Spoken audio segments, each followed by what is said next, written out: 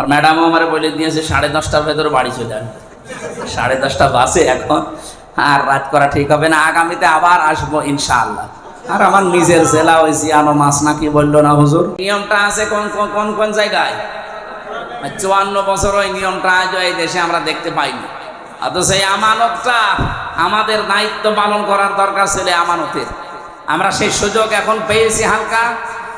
বাংলার মানুষকে বারবার এটা আহ্বান জানাচ্ছি, এই সুযোগটা হাতছাড়া করলে, এবার তো পেয়েছেন 54 বছর পর, আর এবার যদি হাতছাড়া হয়ে যায় না 154 বছরও আর ফিরে আসবে না। আর যেহেতু 154 বছর আমরা বাঁচবো না, এখানে যারা আছে আমরা সর্বোচ্চ 70-80 বছর পরে সবাই মাটির নিচে। কথা বলেন না কেন? অন্তত চোখে একবার দেখে যেতে মন চায় না যে কোরআন দিয়ে চললে কেমন দেখা যায়। আল্লাহর এই আমানতটা একটু দেখার চেষ্টা করেন। যে 7 প্রকার মানুষের নাম পড়লাম হাদিস দিয়ে, যে তাদেরকে আল্লাহ কিয়ামতের ময়দানে আরশের ছায়াতলে স্থান দেবেন, তার ভেতরে প্রথম নম্বরে আল ইমামুল আদিল, ন্যায় বিচারক। কারা? ন্যায় বিচারক। শুধু ওই যে বাদশাহ শুধু তা না, আপনিও একজন ন্যায় বিচারক। জুলফিকার সাহেব বলছিল না যে সামনে আপনার এই যে ন্যায় বিচারটা কিন্তু করা লাগবে, আপনার বিবেক কি সায় দেয় আপনি দেখবেন। এই বিচারটা যদি এবার আপনি না করেন, ওই আরশের ছায়া আপনি স্থান পাবেন না। এটা যদি কারোর কাছে মনে হয় যে না এত দুনিয়াদার, এটা ধর্ম ব্যবসার কথা, হ্যাঁ এইটাই ধর্ম ব্যবসা। আমরা সত্য কথা বারবার বলছে যে জামাত ইসলাম হবে ইসলামী কোন দলকে আমরা ক্ষমতায় পাঠাবো, এই স্বপ্ন আমাদের কোনোদিন ছিল না, এখনো নেই। যদি কারো ভেতরে থাকে সেজন্য তওবা করে। আমরা জীবনেও চাই না যে জামাত ক্ষমতায় যাক। আপনি ক্ষমতায় যান, আপনি বিএনপি করেন, আপনি আওয়ামী লীগ করেন, জাতীয় পার্টি করেন, কোনো অসুবিধা নেই, কিন্তু কোরআন দিয়ে 5 বছর চালাতে হবে। এটা যদি চালাতে পারেন আপনার সাথে আমি আছি, কিন্তু আপনি যে চালাবেন না তার প্রমাণ তো আমি পেয়েছি এই 54 বছরে। বারবার তো আপনাদেরকে দিয়েছি, 54 বছর তো একটাও চালাননি। কিছু হালকা পাতলা আপনারা বলেন যে হ্যাঁ এবার কোরআনের বিরুদ্ধে কোনো আইন পাস হবে না, কোরআন সুন্নাহ বিরোধী কিছু করবো না, গেলে আগে সেটা করে। তা আমি বিশ্বাস করবো কয়বার? নেড়া বেলতলায় একবার। আমরা আর যাবো না, আমরা এবার দেখতে চাই আল্লাহ রাব্বুল আলামিনের এই কালামটাই, আমানতটা, এর আইন কানুন বিধিবিধান এগুলো মানার মাধ্যমে যে পুরস্কার পাওয়ার কথা আছে এগুলো আমরা পেতে চাই।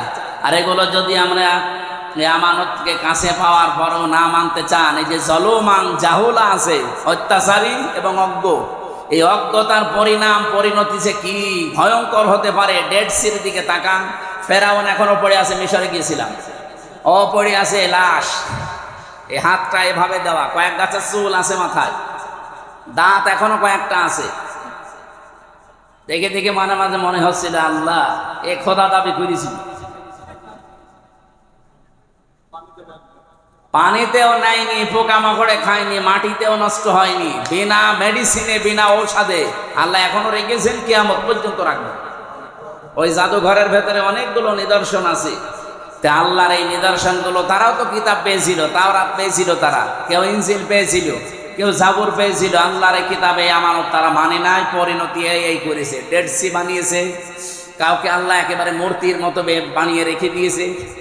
আল্লাহ আমাদেরকে মনে হয় পারবে না।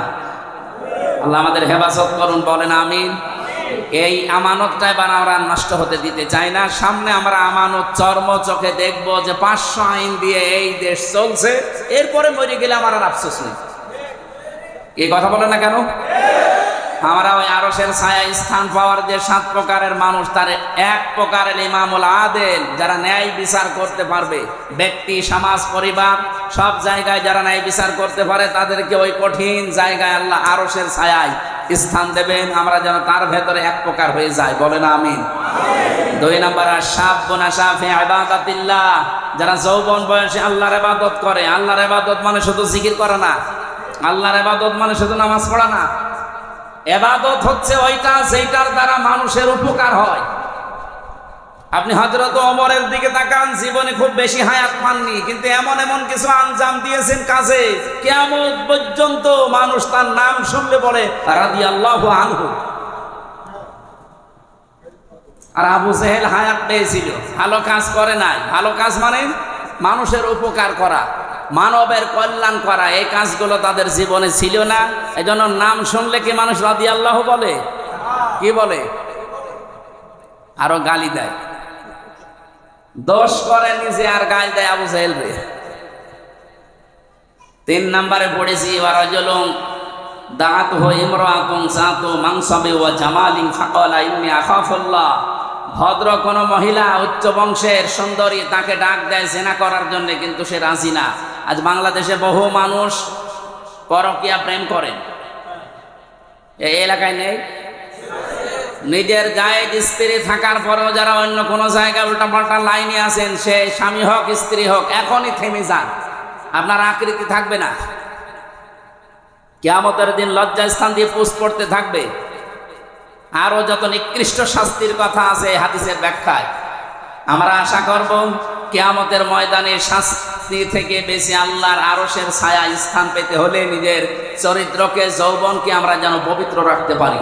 আমি সহ যারা আছি প্রত্যেককে এই আমলটা করব। নিজের স্ত্রী বাদ দিয়ে অন্যের সাথে লাইন যারা করেন, কি আছে তার ভেতরে? শয়তান এটাকে একটু রং সং দিয়ে উলট পালট করে আপনাকে দেখায়, আর এর শেষ পরিণতি দুনিয়াও শেষ আর আখেরাত তো শেষই। এরপরে যাদের অন্তরগুলো মসজিদের সাথে লটকানো থাকে, নামাজ পড়তে আসে, বের হয়ে চলে যায় দুনিয়ার কাছে, আবার মনে চায় কখন এসে আল্লাহকে সেজদা দেব, এরকম মন যাদের, তারা ওই ছায়া স্থান পাবে। যারা ডান হাতে দান করে গোপনে, বাম হাত জানে না, রাতের বেলা যারা নিজের অপরাধের কথা স্মরণ করে করে কাঁদে, এই প্রকার মানুষগুলোকে কিয়ামতের দিন আল্লাহ নিজের আরশের ছায়ায় বসিয়ে মাছের কলিজা দিয়ে খাবার খাওয়াবেন। আল্লাহ যে কোনো এক প্রকারে যেন আমাদেরকে কবুল করেন, আমিন। আমার যেহেতু আজকে 10 দিন বাইরে, আমি আর ফ্লাইট থেকে নেমে এই যে চলে এসেছি, আমি তো জানি না আজকে মাহফিল। আমি নামার পরে ভাই কল দিয়েছি, বলছে আজকে যে অনুষ্ঠান আছে, এই বিশাল জার্নি হয়ে গেছে আমার, এমনিতেই শরীরও খুব ভালো না। আর ম্যাডামও আমার বলে দিয়েছে 10:30টার ভেতরে বাড়ি চলে যান। 10:30 বাসে এখন, আর রাত করা ঠিক হবে না। আগামীতে আবার আসবো ইনশাআল্লাহ। আর আমার নিজের জেলা ওই জিয়ানো মাছ নাকি বললো না হুজুর।